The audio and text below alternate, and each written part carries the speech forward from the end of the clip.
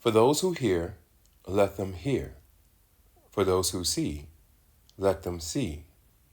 May the Christ within illumine the world, and know that God is one with thee. Melchizedek, truth principle. Love thy neighbor. Obey that law and live. The humble Galilean Jesus, the Christ, has said, Come unto me, all ye that are heavy laden, and I shall give you rest. Come unto me, all ye who are weary and heavy laden. Would you find rest, dear hearts? Likewise, has the Galilean said, Take up thy cross and follow me. For he who loses his soul shall find it. For man to lose himself in God is to find himself. Where does man live but in the heart of God? Where is God? Listen to the words of the lowly Nazarene. Know ye not that the kingdom of God is within you? How far can man stray from God? But in his thinking, man is never lost. Though he would deny God, God does not forsake man. Likewise, the lowly Nazarene said, Lo, I am with you always. Faith in God, is that by which man lives, not a blind faith, a living faith. Let man of earth be ever mindful that he is the supremacy of God's creation. Let him in love adore, revere, ever the name and the presence of the living God. God is real. God is life. All life is of God.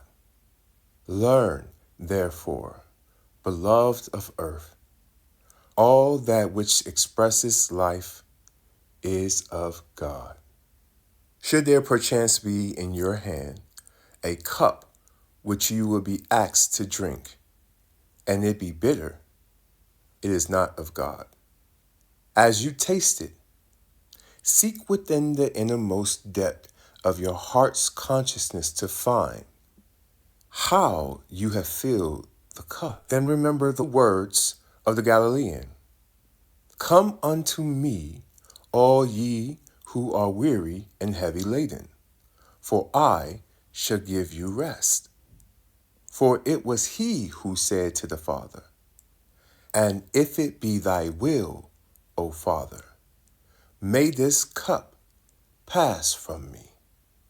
But not my will be done, Father, thy will be done. For it is in this cause I have come. It is in this cause you have sent me. There is no bitterness in life, but what man of earth has brought upon himself. Let us listen to the reasoning of Job when he said, The thing I have feared has come upon me. Fear is direct contradiction to God. God is not fear. God is not unjust. God knows no enmity. Here, on your physical plane of life, dawns the hour when man shall be friendly with his neighbor, when he shall hold against his neighbor no ill will. Let man of earth ever extend his hand in graciousness. Strife shall only come to an end, dear hearts, when man has learned to say, and truthfully so, You are my brother, you are my sister. Jesus the Christ said this, and he so continues to speak, for he lives. Said the Christ, If you come to the altar with thy gift, and remember in thy heart that thou holdest aught against thy brother, leave thy gift at the altar, and make thy peace with thy brother. Then come to the altar, and offer thy gift with all thy might, with all thy soul. Love thy God, and love thy neighbor as thyself. This is the immutable law of God. This is the path of peace, dear hearts. No other path to be trod. Likewise hath the Nazarene said, Hath not God caused the sun to shine upon, and the rain to fall upon, the just and the unjust alike? When shall the man who calls himself the advocate of God speak in truth? When shall creed and dogmas be set aside, and the story of God's love told to man of earth? He who stands in the temple before God and advocate for man shall proclaim the love of God, shall proclaim the truth of the resurrected Christ. We hear men of earth say that the earth is sick with sin and strife, chaos and woe. And the antagonist to the truth says in his heart, Why shall this be? Your religion is false. There is no God. We say to you, there is a God. God is a living reality. Jesus, the Christ, lives, a living reality. It is but the fool in his heart who saith, There is no God. God expresses through man, as God expresses through every manifest beauty in life. Behold, the lily of the field. It spins not, neither does it reap. Yet Solomon, in all of his glory, was not so beautifully arrayed. Behold, the tiny wild flower, blooming along the side of life's highway, covered with dust, grime of the road, yet it expresses the beauty of God. It smiles into the tired, weary countenance of wayfarer. Would that man live as the tiny wild flower, ever obedient to God's law, expressing the love of the Creator? As true as the words are spoken, as true as they are written, hearken ye well now. God is no respecter of man. God's eye is on the man or woman who lives in the brothels of society, as is his eye upon the man or woman who lives in high places. Though man may deny God and blaspheme God, God continues to speak and say, No, my child, no. Be still and know that I am God. Set aside the bitter cup you have created for yourself, my child. Here, I give to you the chalice of love. It has been standing on the altar in your heart ever since the beginning, but you have beheld it not, for you would not see. There is no mystery in God, dear hearts. Do you doubt that you have hands and feet? Do you doubt that you breathe? God is a greater reality than hands and feet. The very breath you breathe is the reality of the living God. For the breath you breathe is the breath of God. Live, dear hearts, live. Live in the love of God. Love your neighbor as yourself. Live. Learn to live with God. Seek within the inner recesses of your heart's consciousness.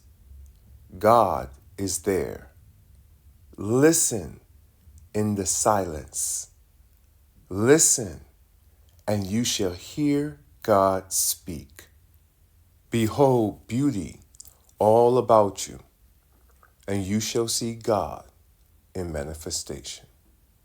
God is not afar off, within your hearts a consciousness. Man of earth has coined these words, and very true they are. God is closer than hands and feet, closer than a hair in your head. How beautifully spoken. Believe, dear hearts. Believe, only believe, and you shall live in the freedom of God's love. Learn to bless your every possession with the realization that it is of God. And as you go to your couch of rest at night, the couch upon which you lay your physical temple, in your last waking hours, learn to say, Father, I thank thee for life. As you arise your body in the morning, learn to say, Father, I thank thee for light.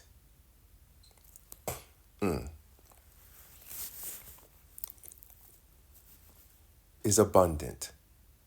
It is everlasting unto everlasting. More precious is life. More precious is the soul than the physical temple in which life manifests. With the truth, your physical temple shall respond to the life of God. God first, last, and always. Listen to the words of the Nazarene. Lo, I am with you always. I am God in manifestation. We are happy for this opportunity to visit with you. And we have so spoken, dear hearts, that when the hour is at hand, that your fellow man asks the question of you, what makes you so happy? What makes your consciousness radiate in the manner which it does? You may answer truthfully, I have found the living God.